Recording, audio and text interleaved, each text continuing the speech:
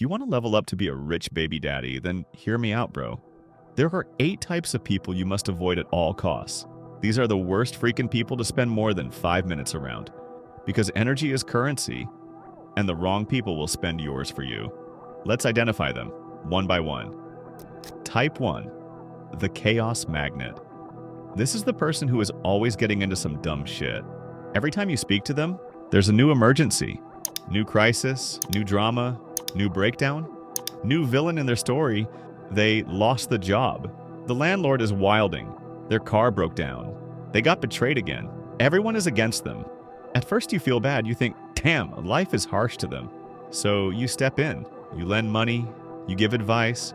You make calls. You pull strings. And for a moment, it gets quiet. Then the chaos returns because the truth is, some people don't experience chaos. They generate it. They don't want solutions. They want oxygen for their own fire. What I mean by that is this. They don't wake up trying to build peace. They wake up looking for a story. They'll ignore the obvious solution, like just so they can keep saying, "See? Told you the world is against me." They'll turn a simple situation into a war. They'll pick the wrong partner on purpose, take the wrong job on purpose, make the same dumb decision on purpose, because chaos is the only environment they know how to live in. And the moment things start getting stable, they get uncomfortable. So they subconsciously sabotage it. And if you keep trying to save them, you bring their smoke into your lungs. All that negative shit is contagious. And if you keep saving a chaos magnet long enough, they turn into something worse. Type 2. The entitlement sink. This is the one that drains you and then acts like you owed them. At first they're grateful. "Bro, thank you so much. You saved me. I owe you big time." Then it becomes normal. Then it becomes expected. Then it becomes, "Damn, you can't help me? I thought you was my man." Friends help friends. They don't appreciate your help. They consume it. And here's the dark part. The more they depend on you, the more they quietly resent you. Because your strength highlights their weakness. So they take, and take, and take. Then talk crazy about you when you finally stop. How you expose them. Say no one time to a small request. Watch the reaction. But at least that one is obvious. The next one is the dangerous one because they smile while they do it. Type 3. The friendly hater. This is the smiling frenemy. The person who claps for you with their hands, but hates you with their heart. They don't attack you directly. They do it through concern. You say, "I'm locking in." They say, "Just don't become obsessed." You say, "I'm building a business." They say, "Be careful. Most people fail." You say, "I'm changing my life." They say, "Real people never change." It sounds like love, but it's poison. Because the friendly hater doesn't want to see you lose. They want to see you stay reachable. They want you back at their level so they don't have to confront themselves. What to do? Move in silence. Stop announcing your wins to people who secretly enjoy your setbacks. And if you've ever felt tired after a convo for no reason, the next type is why. Type 4. The sympathy hustler. This one is sneaky because they come at you soft. They're always going through something. Always too depressed. Always too anxious. Always too traumatized. Now listen, real pain exists. But this type, they don't want to escape pain. They want to live inside it. Because it gives them identity and attention. They don't want healing. They want an audience. You offer solutions. Therapy, action steps, structure. They reject every option. You offer a ladder. They say their arms hurt. You offer a rope. They say it burns. You offer to pull them up, and they go limp to make you carry them. Then the day you stop rescuing them, they flip the script. Now you're heartless. Now you abandon them. Now you're the villain in their story. Because they need a villain to justify why they never change.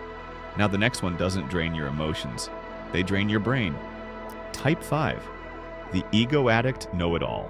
This one drains your sanity. Not because they don't know, because they refuse to learn. They're always right, even when their life is falling apart. They choose the wrong partners. They make dumb moves. They repeat the same mistakes. You try to warn them. They argue, debate, get defensive. Start turning the conversation into a competition. They don't want the truth, they want validation. And don't try to save them with logic. You'll end up in senseless circular debates that drain your mind because your intelligence offends them. And when that arrogance turns into a pattern of betrayal, that's when you meet this next type. Type 6, the repeat offender. This is the scorpion type, the one who shows you who they are, then cries, then promises, then repeats. They lie. You forgive. They betray. You forgive. They disrespect. You forgive. And you keep thinking, this time will be different. But patterns are data, and if someone repeatedly shows you their nature, believe it, because your forgiveness becomes permission. And here's what young men don't want to hear. The more you tolerate, the less they respect you. Not because they're evil, because human nature responds to standards. If you keep taking venom and calling it love, they'll keep stinging. But even if you cut off the obvious snakes, there's still one type that keeps men broke without ever attacking them. Type 7, the comfort dealer. This one is subtle and it's everywhere. This is the person who doesn't tell you to grow. They tell you to chill. They don't push you toward discipline.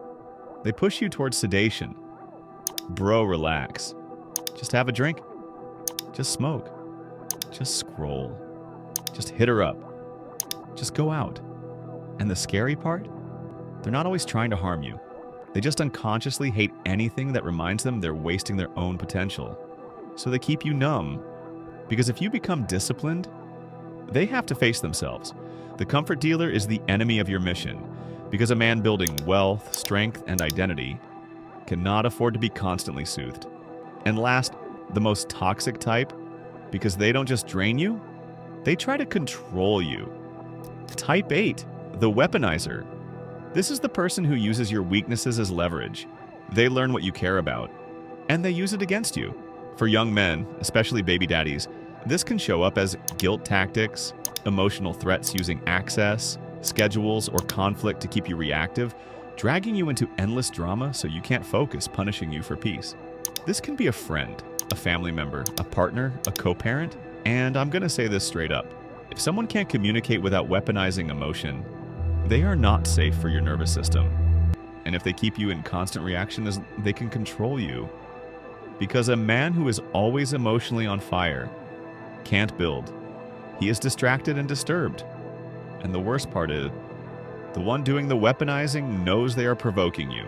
And now that you know the 8 types, let me explain the science of why being around them literally kills your momentum when you're locked in. When you're locked in, your brain is basically running on focus plus emotional control. And certain people wreck both.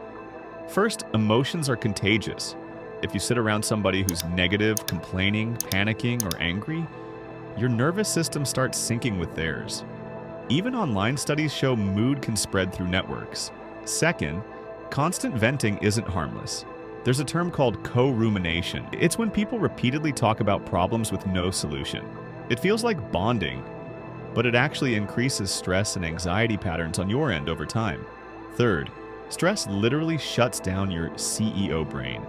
Under stress, the prefrontal cortex, the part that handles discipline, decision-making, impulse control, performs worse.